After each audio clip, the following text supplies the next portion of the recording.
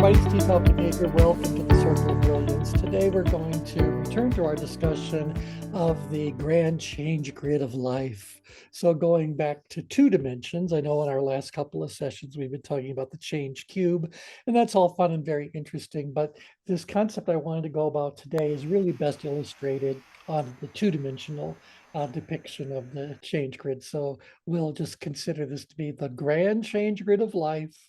And if you'll remember, each of us have our own little change grid, and we are floating around somewhere in this grand change grid of life. Now, someone asked me, well, where does that concept come from?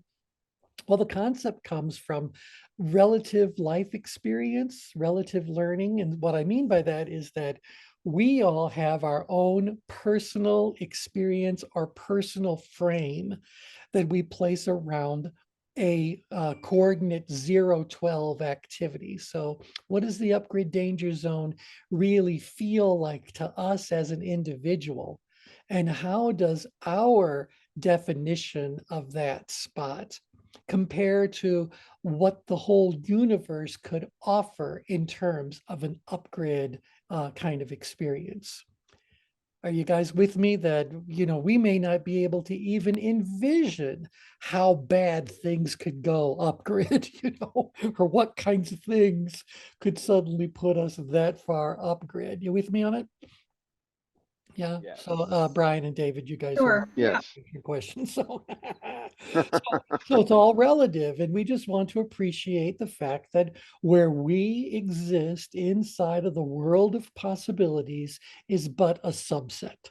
And that's fine. It can be full, but it's still a subset. Similarly, our personal idea of a very out-grid experience, let me just make this bigger so you can really relate to what I'm saying. Our idea of what an out-grid experience is could be nothing compared to what the universe offers as an extremely far out-grid experience.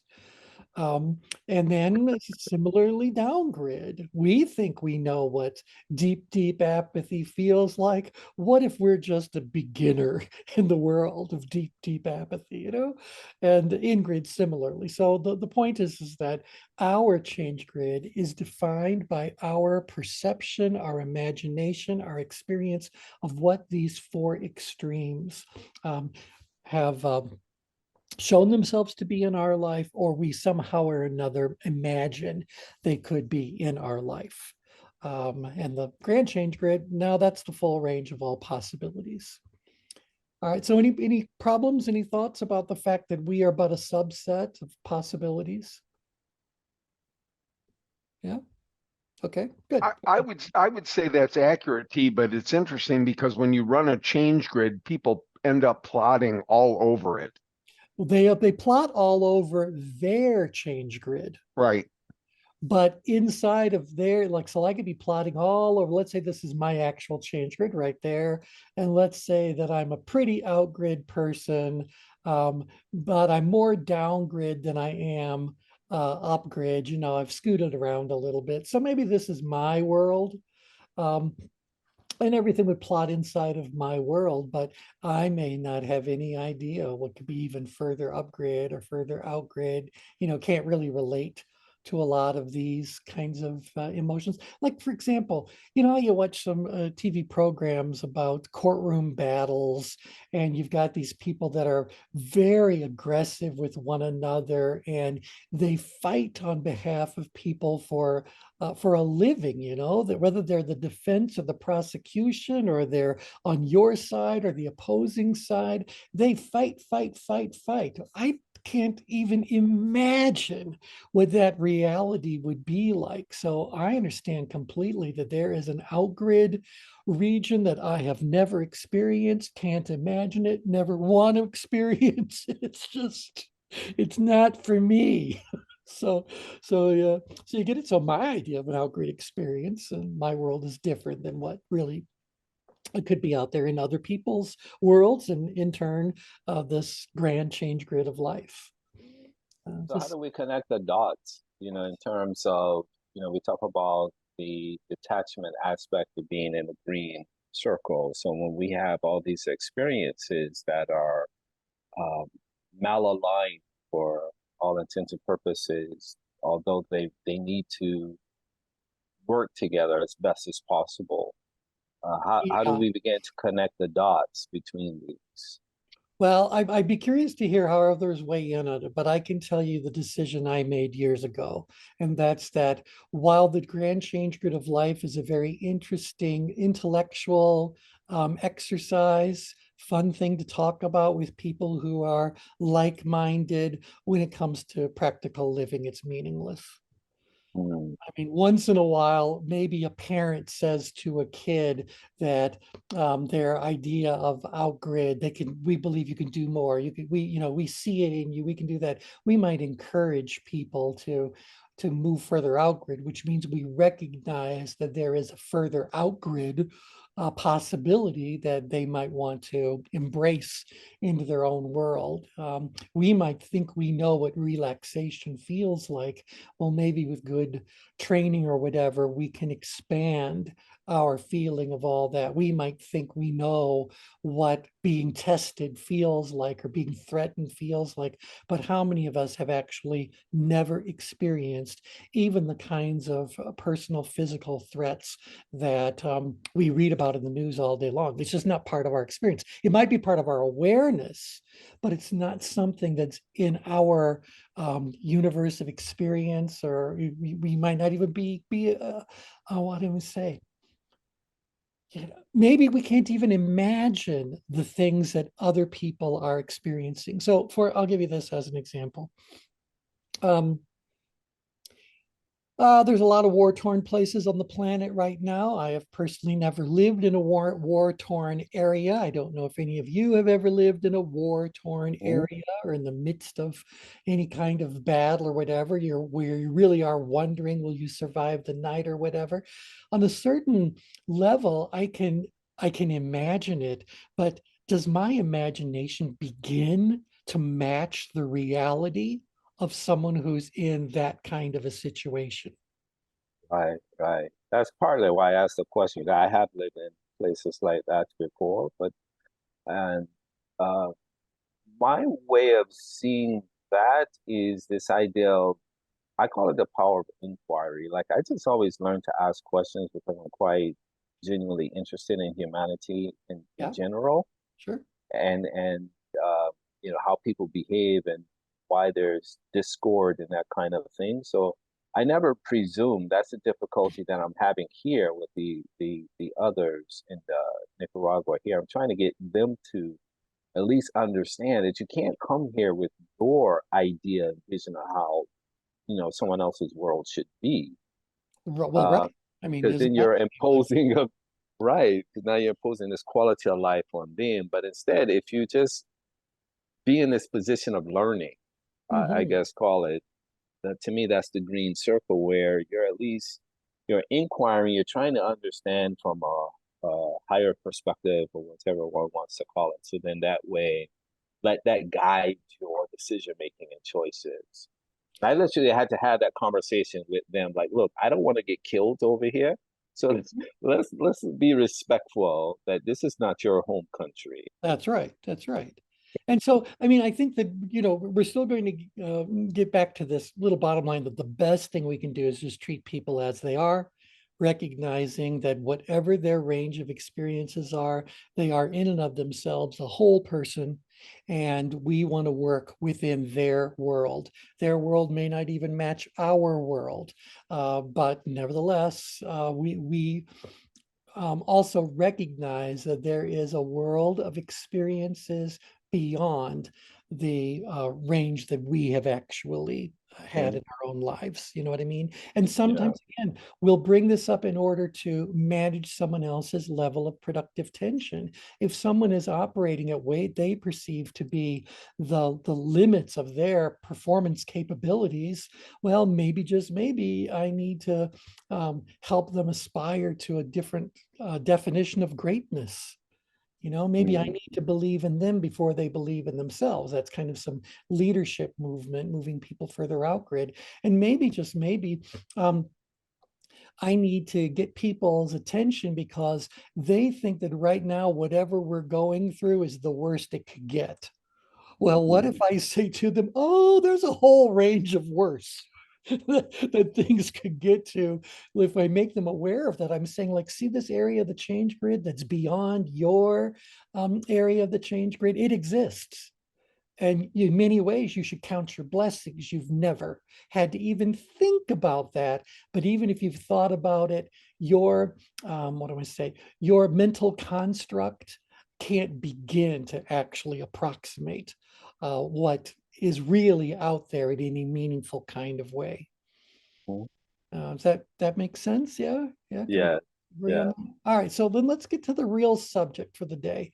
If we're all different, we all have our own change grid. We're all floating around wherever we're floating around on the grand change grid of life. What do we all have in common? In fact, do we have anything that is consistent across all of humanity? So let me just modify my diagram one quick thing because I harvested that and needed it. So that I need. So I'm going to give you guys a series of scenarios. And what we want to do is to debate and discuss the scenarios just to see which one we agree with.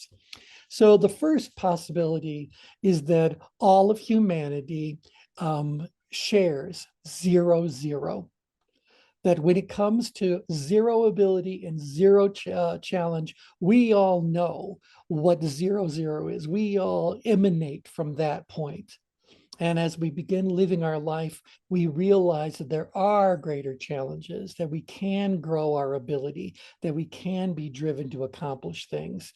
And as we have these experiences and that our change grid is getting larger, but it's not shifting away from that. We still have this 0-0. So the question for you guys to kind of ponder on is, do we all have consensus in our understanding of 0-0, nothing versus nothing? And by the way, if you want to add in the third importance dimension, there'd be nothing there as well. Now you're just thinking about a cube, and I think that's a little bit more complex than we need to play with to see what's going on here. So what do you guys think? Do you think that humanity all share 0-0 as their starting point? I don't know that I understand it per se, but I think I hear, spiritual gurus talk about that. We come from uh, where the challenge of humanity is always the separateness, and there's really no separateness. There's no thing that's a separate. We're integrated whole, and they talk about that kind of thing. I don't know that I fully understand it enough to articulate it, but I think I kind of get it, but I don't know how to articulate what it is that I think I get. We start from a place of zero awareness. We enter the world in this clueless kind of zone. If I put the engagement rings. Shags, what do you guys want to share? What about Mozart too? I mean, he was writing symphonies at age 3. Did he really start at 0? And in 3 years?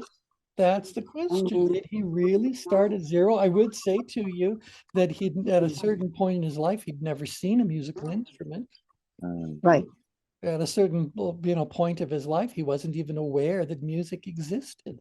He just advanced very quickly. Yes. So that's the question, is that 0-0? Kathy, what do you think? I honestly don't know. I really don't. I don't know whether the question is, are we conscious at 0-0? Right. That is the question for me. And if we're conscious at 0-0, then I think, I don't know whether we universally share it, but many people share it. If not, then nobody shares it. You share that state, perhaps, but nobody knows it. Well, there you go. And so now if I, you guys need to be able to envision those engagement rings that we have here. This isn't that whole pre-aware, under the radar kind of world. So there's very little consciousness even here. I mean, maybe at a different level, but it's not at our conscious awareness kind of level. So is that something that everyone starts off with? So think about that. A baby, as it's forming, is it coming from a place of cluelessness? I mean, would that So Tim, I think There's some sort of collective yeah, consciousness. yeah, go ahead, Tim, and then Shags. Tim. it knows the fact that we are intellectually challenged answering and responding to that question. That is spiritual. I think Yeah, it Tim, been alluded to, yeah, you're where all. we just don't know.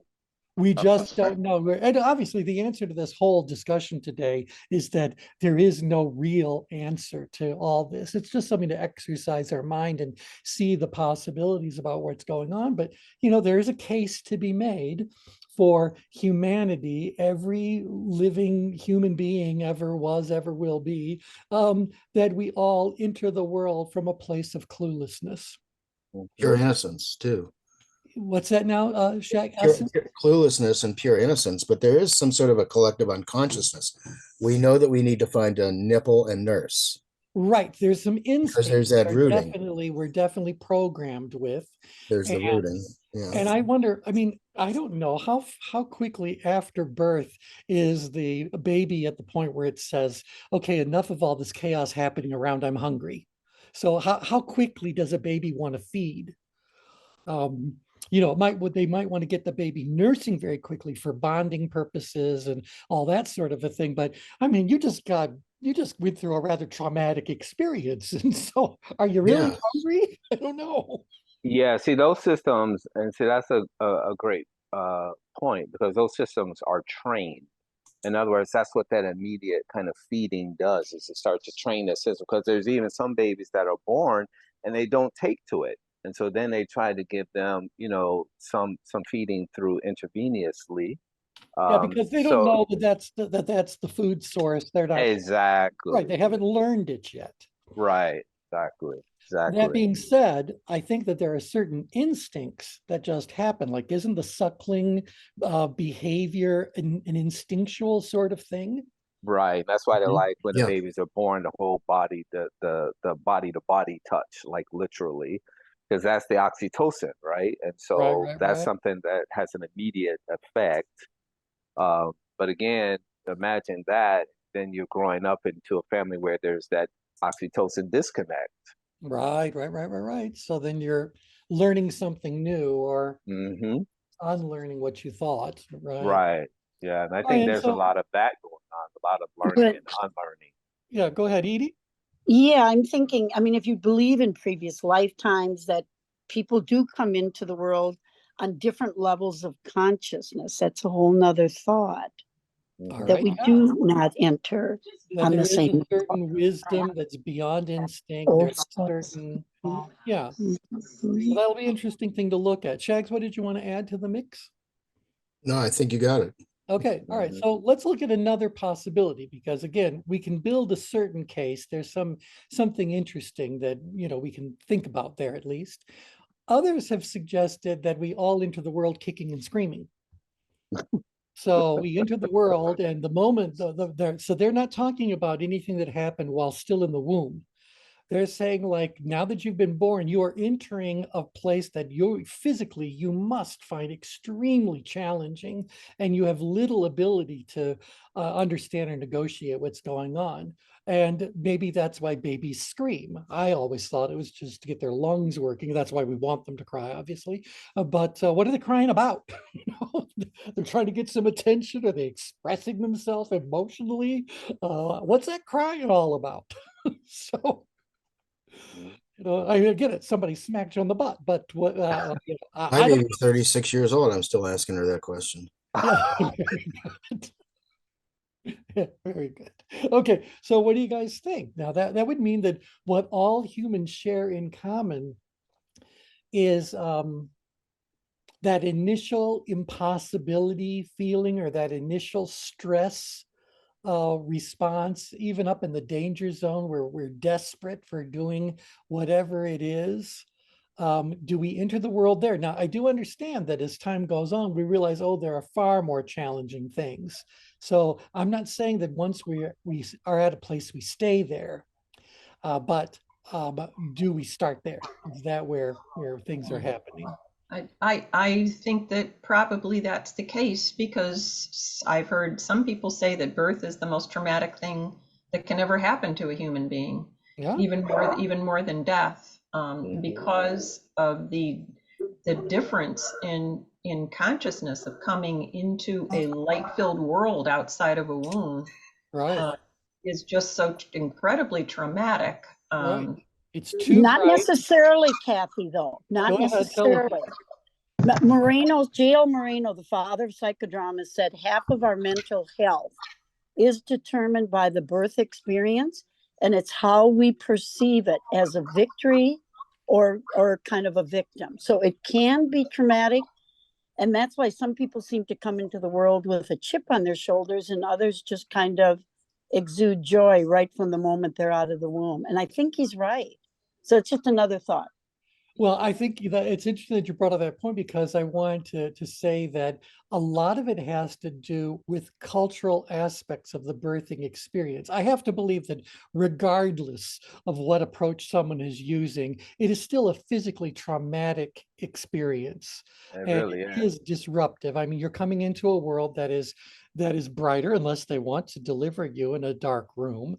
It is most definitely colder unless they decided to make the room body temperature. But I know there's all kinds of approaches about water births, and great music, and what to say, working with the baby's emotional state while it's still in the womb. So there's all kinds of approaches, because I think you're right, Edie. It's about what can we do to eliminate this overly traumatic. But I still think it's traumatic. I think that all we're really doing is softening the trauma perhaps a little bit. What do you think? Yeah, I think it's a traumatic experience. It's a process. It's a natural process, but that process has to take its course, right? Take a person like myself, was a preemie baby. So I was 4 pounds, 4 ounces at birth. Now, preemie babies' uh, death rate, depending on how they're progressing, is shorter, or they can develop some developmental kinds of things later on that didn't grow. Like, for instance, at 17, a congenital cyst formed on my heart that typically grows at birth, and they kind of correct it. But in my case, it grew later. And it was just incidental that they found it. Otherwise, it literally took over the whole right side of the heart and would have just choked me out. Literally, it was Yeah, that big that it was like, okay, you need to go to the hospital straight away. yeah. It was that kind of a thing. So that process is a defined process, and it's meant to happen in a certain way. But the baby's stress is the mother's stress. The mother's stress is the baby's stress. So it's a very traumatic Well, and experience. I'd like to add a third party to that. Mm. But go ahead, Edie. Then I'll add the third. Yeah, no, but Brian, it was for you. That was for you. But there are some babies that slip out in seconds in taxi cabs where it isn't Right. that Particularly if it's struggle. So subsequent births. Yeah. Yeah, we but have to look at this. I'm talking about like the whole of the process still nonetheless is traumatic, because again, if the mom is not eating right or not feeding the baby right and Right. those kinds And of things that's in the why birth, that's yeah, the but trauma. there's variables. But there's so many Yeah. variables. My favorite niece is a chiropractor. She does home birthing, and it is dark, and there's music, and the husband is there. And so I think there's all these variables Yeah. that Yeah. can lessen the Well, trauma. and so let's take Yeah. a look at this again, because I always want to get back to there's your change grid and there's the grand change grid of life. On your change grid, to Brian's point, it could still be an upgrade experience. If nothing else, the child is entering a world that it has no awareness of in the form it's seeing it right then and there. So it's definitely upgrade. I don't think the baby's downgrade. I don't think the mom is downgrade. But can this whole thing happen instead of way upgrade on the grand change grid of life? Maybe it happens mid grid. Maybe it happens a bit further down grid. That's what we're trying to do. But nevertheless, inside of this downgrade part of the universe, there is still an upgrade, relative experience to be had.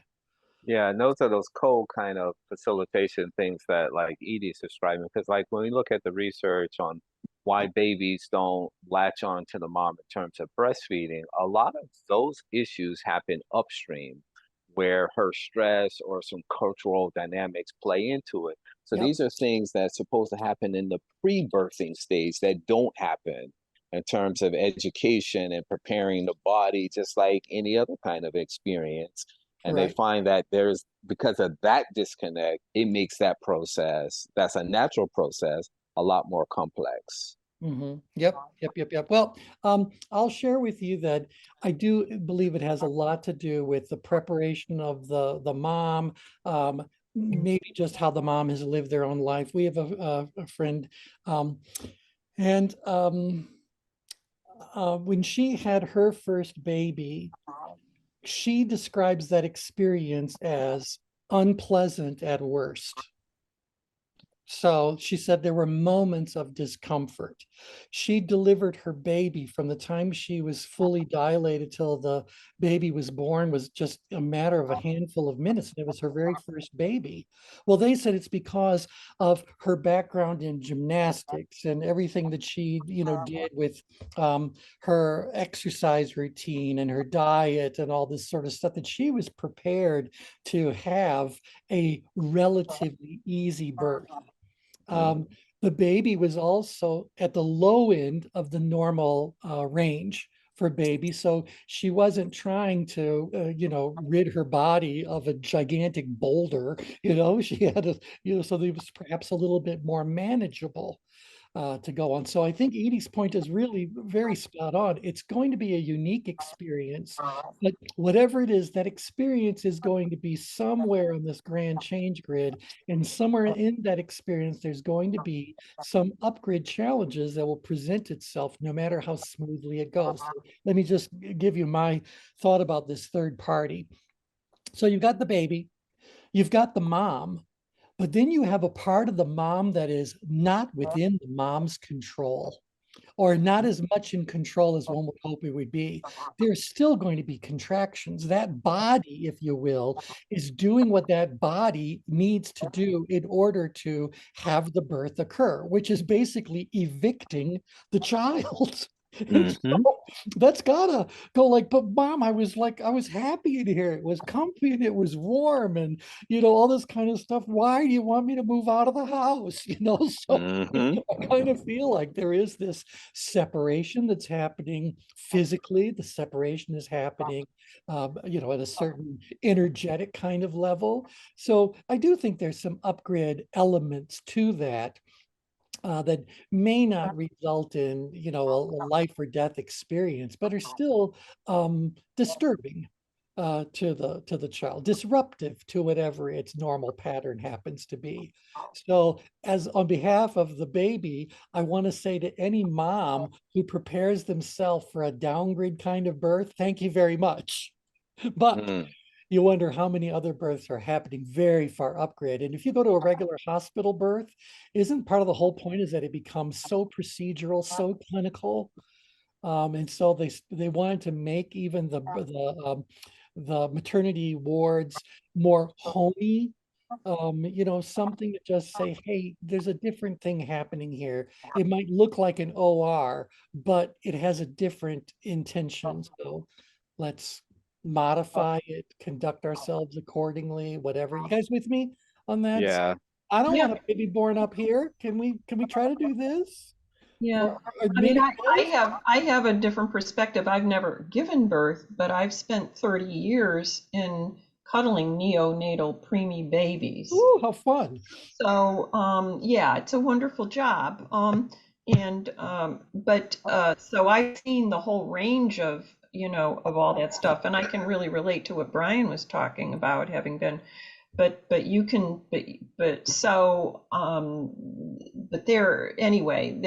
are so many different variations on how that baby seems to experience life in their mother's experience the Yeah. situation. And that gets us to Shag's broadcast to everyone. The thing about birth and death experiences is that neither one of them is remembered. So Mm. There you go. Yep. So at least consciously. So, all right. Now, I always thought, is it better to die a peaceful death or a painful, agonizing death? Either way, you won't remember. right. Although personally, I'd like to disappear in my sleep. So Hmm. I'll arrange that. That would be very kind. Thank you. Thank you. I'm Um, just glad that men don't deliver babies because good knows. I have six sisters, three brothers, and my mom talks about the difference between the births, and she seems to remember them and as who being gave different. trouble. Yeah, Mhm. she remembers the differences in each one of them. All right. Yeah. With me being preemie, that was quite taxing because we were in our home country, number one. So you had the trauma of being in a different country, a different healthcare system than what you understand, and that whole dynamic. But then I had a sister. I think it was like 9 pounds at birth. Oh, yeah. That's not one you're going to forget. So, oh, all right. Brian, I think we might have lost your sound. So, yeah. All right. So feel free to chime in. Now, just to kind of bring this into the next two possibilities, I do believe that we can make kind of an intellectual case for coming in grid as being a possibility and coming in up grid as a possibility. But do you believe that anyone comes into the world out grid? So outgrid what this child would be saying. Again, this is all about the moment of birth or even while someone is still in the womb. Do you think that in the baby's mind, at whatever level that is, that they think they're in an extremely high challenging situation, but they've got exactly the ability they need? I mean, is a baby at a certain level blessed with a warrior mentality? You know? No, but maybe as they learn, they move from upgrade to outgrid. Right, because their ability is going up, and so they're starting to better understand, oh, if I cry in a particular way, I get a particular kind of attention, or if I don't get bothered for 10 minutes, it's not like I've been abandoned. There's got to be all kinds of learning. I've always thought that a baby is like a brand new computer. It has a basic operating system, but it's received no programming, no content to work with. There's no data. Really, it just has a basic operating system. Now, at Edie's point, it might suddenly realize that somewhere in its brain is a chip that was gifted to it by the Akashic record of the universe, and that might get awakened at a certain point in time. But for the most part, we're kind of like a blank slate. And so we're absorbing everything. I got to believe that baby in those early moments and hours and days is learning probably more quickly than we would be learning other times in life. So, oh, Brian's back. Let me click on here. Yeah, Brian, you're back. Okay. All right. But do you think this is something we could say, oh, everyone has a 12-12 experience in common, and over the course of life, we might now back away from that level of intensity, yeah. Does that feel right to anybody?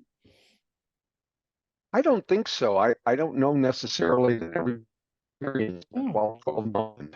Yeah, I mean, I've seen movies where babies are born as very dangerous creatures who can, annihilate everyone in the delivery room, but that's just a horror movie. So I don't know that babies emerge. I mean, I got to believe they have a fighting spirit. I have to believe that if a baby's life is threatened, first and foremost, its nature instinct is going to kick in and it's going to fight with everything that it's got. And so maybe this is a possibility, but that it just doesn't feel as right to me as where else we might share. Yeah, it sounds like a Chucky movie or something. Well, Horror movie. exactly. Yeah, please mellow already. Come this way. Really. All right. And then the other possibility, am I doing these right? Yeah, here we are. Is that everyone enters downgrid. This feels totally wrong to me because it says that you're in a situation that's very low on the challenge scale and you've got super high ability to do it. Now, maybe if we are believing that reincarnation is real, maybe we remember this whole birthing process and the dozens or hundreds of times we've experienced before, and we're kind of like, yeah, let's just get it over with, kind of. But that doesn't feel right to me much at all either. Mm-hmm. Yeah. Yeah.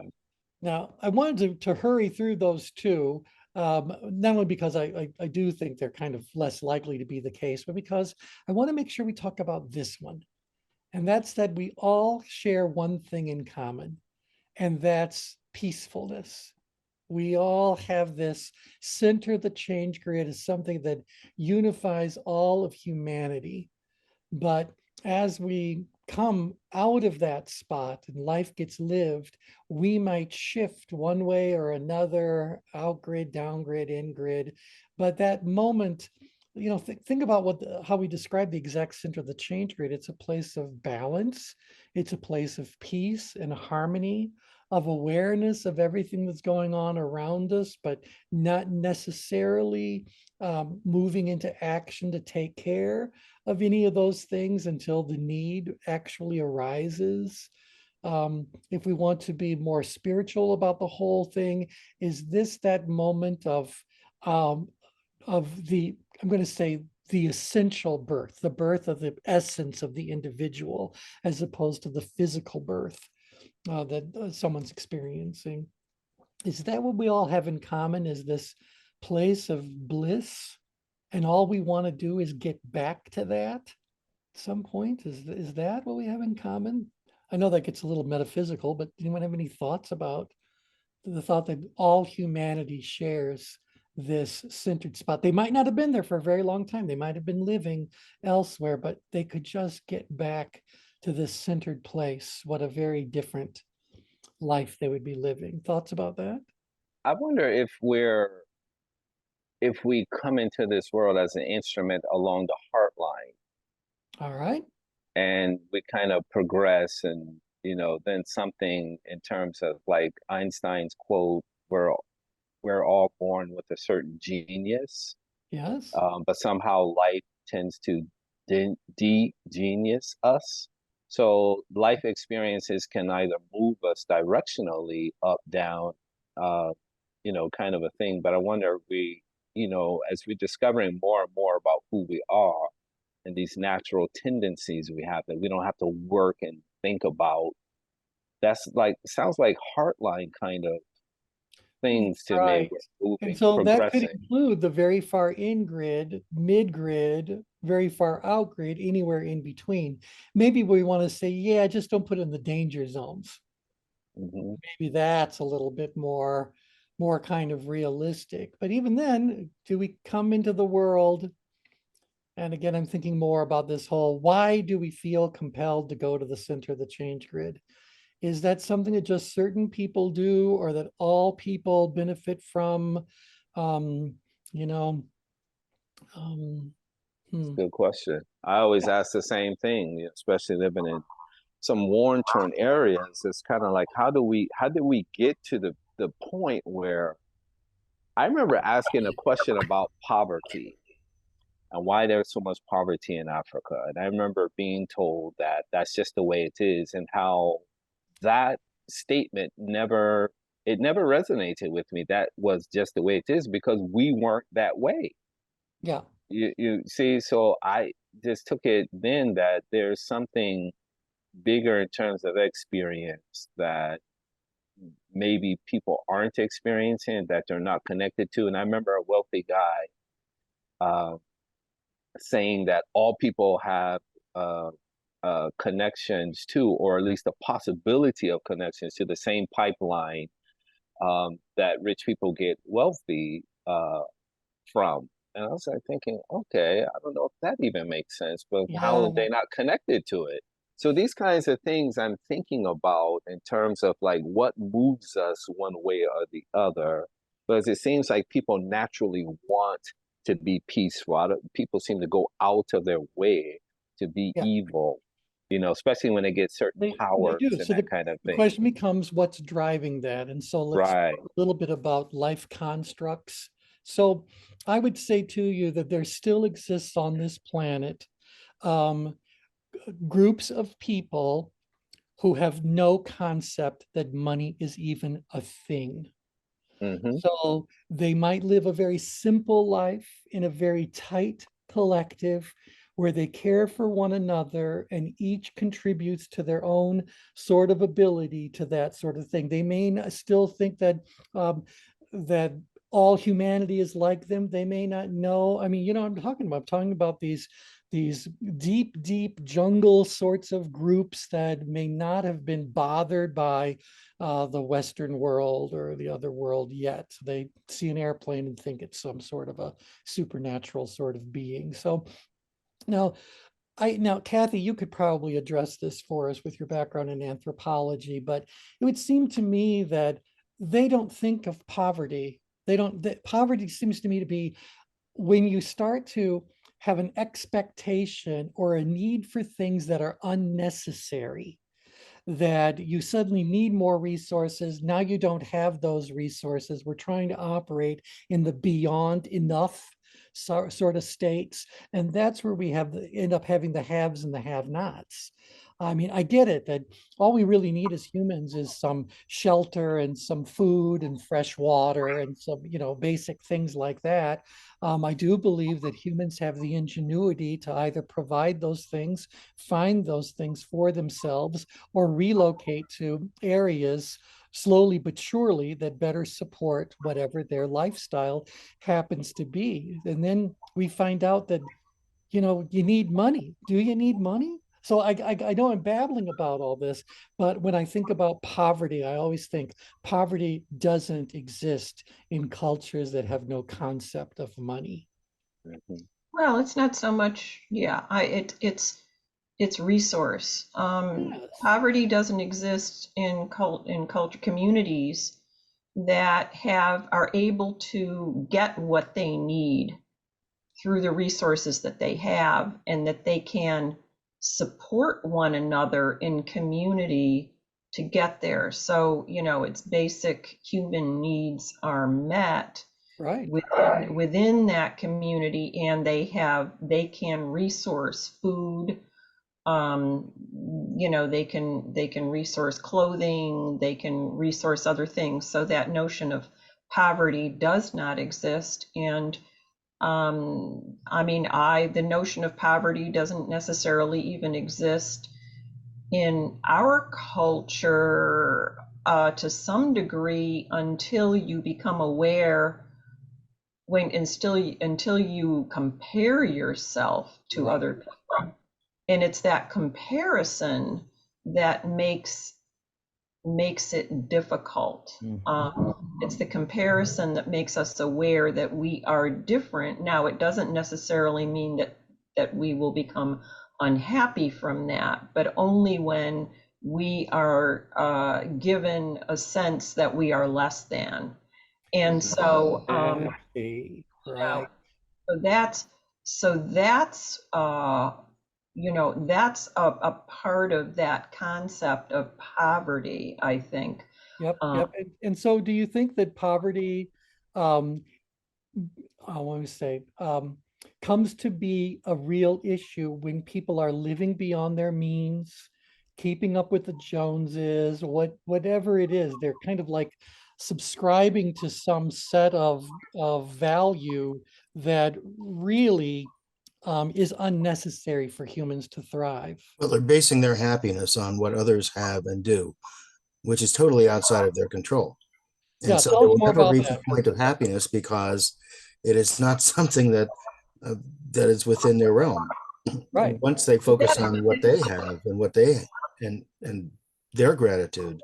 But that is still a different kind of concept than actually not having the resources to survive. Well, right. Yeah. I mean, that's still a middle class American concept. I'm looking around and gee, I'm living beyond my means. I have, because my neighbors next door have more than I do. That's not poverty. That's just simply, comparative wealth. whereas poverty is actually not having access to the resources that enable you to survive at a basic level.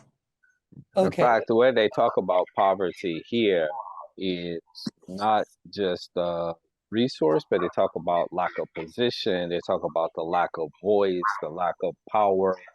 So it's kind of like this holistic kind of perspective that resources are connected to in those Yes, areas. that's Yeah, still a resource. Do you know yeah, what I'm saying? I mean, it's right, not just a monetary resource or a food resource. right, It's still a resource. You know, power is right, a resource. So that's I'm using it really broadly. But Well, yeah, right. here's one of the definitions. Poverty is a state or condition in which one lacks the financial resources and essentials for a certain standard of living. Mhm, Poverty can have diverse social, economic, and political causes and effects. mhm, So Kathy's just talking about the essentials. You need shelter, you mhm, need food, you need water, you need whatever. And right. if you can't get it, because I always wonder, would humanity have been better off if all of us still lived in small tribal sorts of arrangements? Did technology really, you know, I don't know. It just I don't know. I just wonder sometimes if complicating life has a very high price tag that we're all paying more and more for now. I think it has these unintended consequences that we don't understand yet. Yeah, I think it's definitely going to have an impact because it seems to be producing this idea of more when it's really the math seems to be subtraction in terms of particularly things that don't create value. So the math seems to be incorrect. But isn't it all perception? Because I'm thinking there are people here on Lake Norman. Yep. There are kids that feel they're in poverty because they don't have a Porsche when they're 16. Yeah. So it's all relative. And I think of what my aunt once said, she's still alive. She said during the Depression, the rich, everyone was poor. She said the poor were poor, the rich were poor. They were in it together. And so there wasn't that comparative analysis of I have less than, none of us have anything. Yeah, interesting. Yeah, it's a So perception. Yeah, if you Go don't ahead, know it's as if you don't know what others have, then you don't know you're poor. Right.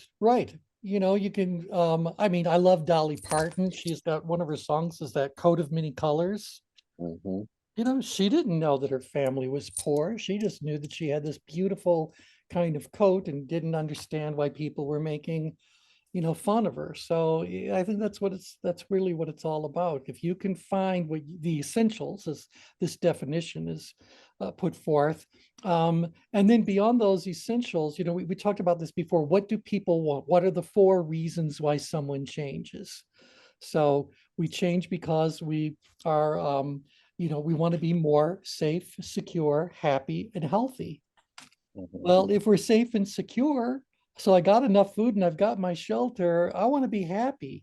And that's about, knowing I've got people around me that support me and love me and value what I have to bring to the table. And then the healthy part is then you feel free to play. I think play is really kind of a natural instinct to keep us in motion.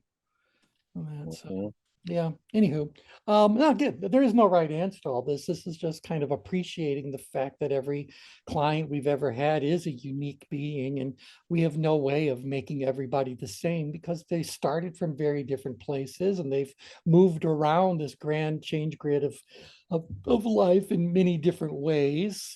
This is their experience. And by the way, as you have the experiences, maybe your change grid gets bigger. So in addition to shifting around, maybe it's also expanding in whatever direction. And although I might regret bringing it forward, maybe along the way you get squished. So maybe you've got a lot broader heart line range than you have attention range. Maybe it's could do this. Who knows? No one says you have to be a perfect geometric shape. You might be squished and squashed and stretched and whatever other verb you want to put in there.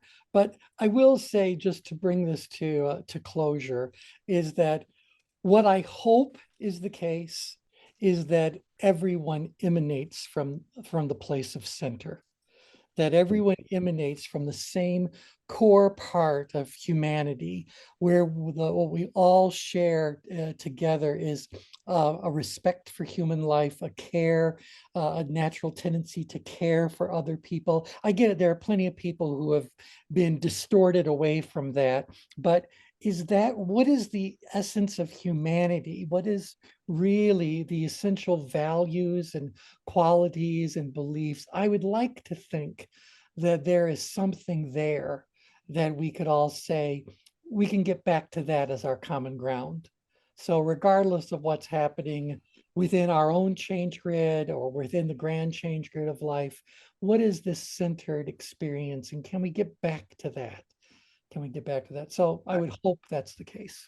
I think that's what people are searching for, it seems like now, particularly since the pandemic, there's this awakening of sorts, or at least the wanting to awake to something better than what we're currently experiencing. The question that I was going to ask in terms of what we're exploring is, how do we account for systems and institutions that kind of acculturate people into different ideologies? Is that squishing your change grid to take on theirs? Yeah, it could be squishing your change grid, but all those things you're giving a glimpse into.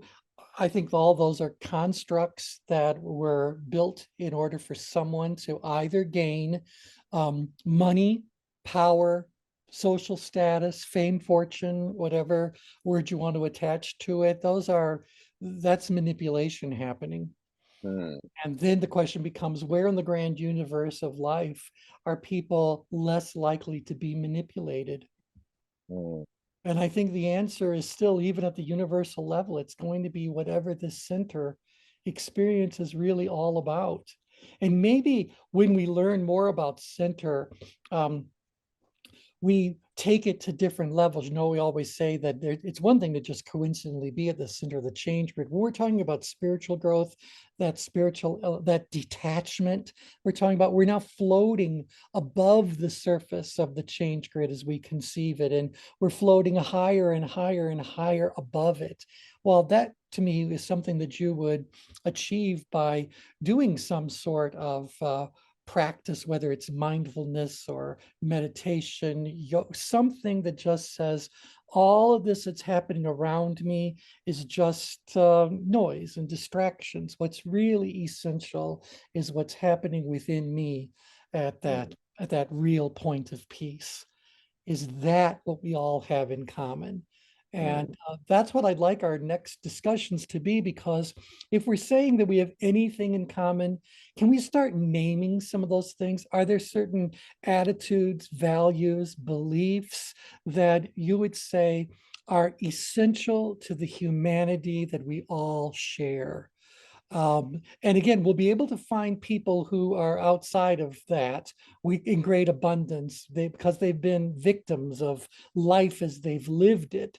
And maybe they've had little opportunity to ever reclaim center or even acknowledge that they have a center. So, there's that possibility. But are things like, is benevolence, for example, a key element of humanity? Is there, we talk about that, we all know the difference between right and wrong. So assuming that there is no organic reason or no psychological, what do I want to say? It has to be some sort of a psychological problem, anomaly. I don't know if we went into DSM, which we would be calling it, but unless there is some psychological distortion or some physical explanation, can we say that humanity knows the difference between right and wrong? Because if that's true, now we're talking about something that is essential, and maybe it's built into our DNA. That Mm. this is something. Is there anything? If they're a sociopath, I don't think so, T. I don't think so. Structurally, it's not in their DNA. Yeah, so you go like, well, then where do we get this essential truth from? And by the way, this is where we can start getting into a lot more discussions around the life beyond our own. So is there a spiritual element to our life, our life that is being I don't want to say controlled, but is coming from a place different than just DNA, you know? I think so. I Is there do. a bit of a programming? Does that build a case for why people who have beliefs in superior beings or whatever, is that where that's coming from? And so I'd like to talk about that on the next thing. Is there anything that is an essential truth about all members of humanity? Mhm. That's fascinating. Wow, Right. well, universal values, that's what the question really is. And by the way, if you do a little bit of searching out there, you'll find lots have been written about universal values. Hmm. So lots and lots have been written about universal human values. So that's what I'd like to look at. And you know, Interesting. going back to what you were saying, does any child come into the world outgrid? I really think my older son did, Yeah, because I remember all the medical interns. It was New York, Jewish hospital in New York, and his behavior was so outgrid. I remember all of the interns, the medical interns, coming to study him, and then, and he's the same. I mean, you know, he went to Moscow University. He was Well, at the Berlin Wall. It was just all yeah, his and whole I mean, life was I know outgrid. lots of times I've heard people describe a baby as being a fighter. Boy, he's really a fighter. Yes. Hmm. You know, so for whatever reason, you know, he's the taking charge as best as he can. So yeah, you know, I get all of that as being in the world of possibilities. But yeah, if you guys get an opportunity, do a little bit of Googling around the concept of universal values and see if you were in agreement with any of it. All right. All right. So with that, let's go ahead and be done for today. We will talk again in Thank a couple you. of days and go from there. I'll be missing Thursday. Oh, well, and Linda might not be joining us for a while. She's going to Michigan tomorrow to spend the month of July in a different form of heat. I have So, a wedding in Florida, yeah, well, Miami. great. So So, welcome to the birthplace of humidity. yeah, Yeah. well, I've been there. I went to college there, Oh, did you? University of Miami. Yeah, well, in Oh Coral Gables. God. all I can think about is having to change clothes 4 or 5 times a day just because. No, we just walked around naked. Oh, all right. Well, there you go. That worked out really well. It was easy. Okay, thanks It was- everybody. We'll Bye-bye. talk to you soon. Bye-bye. Hi, Okay. everyone. Bye. Cheers.